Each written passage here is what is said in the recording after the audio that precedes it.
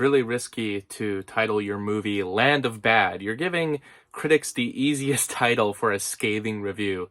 But Land of Bad is more like Land of Okay. The title is terrible, but it doesn't match the quality of the film. Liam Hemsworth plays an Air Force officer in charge of support between on-the-ground troops and air support. And on a secret mission to save a CIA agent in the Philippines, things go wrong when the enemies turn against one another. So the rescue mission turns into an escape mission. Meanwhile, thousands of miles away in Viva Las Vegas, Russell Crowe is the pilot for a drone. I haven't seen Hemsworth in a movie in quite a while, and in the past he didn't really impress me much, and yeah, that does carry into this movie too. I mean, there's some brutal and gory moments in this action thriller, but every time he needs to act or respond to the scene, he just kills all the intensity. He doesn't have the ability to match what's happening in the scene. Luckily, Russell Crowe's a lot more fun. As a drone pilot, his job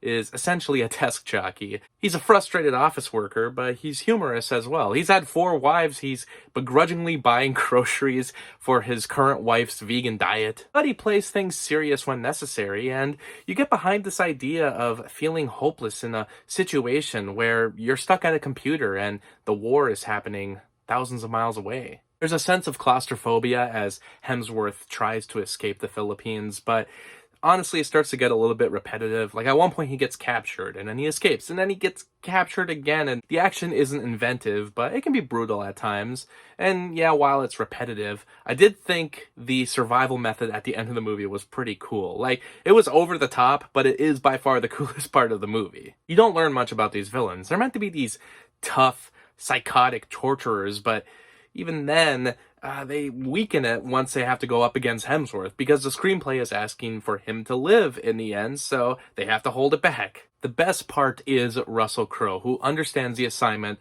right from the beginning, even when there's this awkward cutting between the intensity of what's happening in the Philippines and Russell Crowe's character buying groceries. I wish there was more context I could give you beyond that, but honestly, the movie doesn't offer any. Oh no, this last bomb's gonna go off, and we don't want it to go off, but Russell Crowe's away at a grocery store, and yeah, we are literally cutting to like a everyday looking grocery store, and it's just, I don't know if it's meant to be humorous, or if it's just being self-aware, or if it's just stupid, but Russell Crowe plays it great, and it kind of reminds me of what he did in The Nice Guys, and because of that, it only makes me wish we have The Nice Guys too. This is filled with all the cliches that you've seen before, the good and the bad, and I can't help but feel that this movie was built as like a defense for the controversial drone program.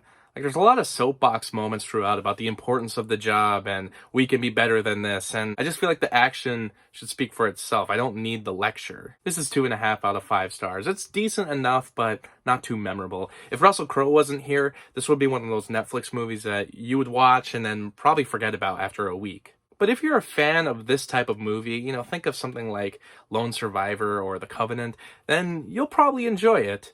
I know the audience I saw it with really enjoyed it. I was by far the youngest in this audience, but there was like one lady in the back who was gasping throughout. So if you're in that age range, this is the movie for you.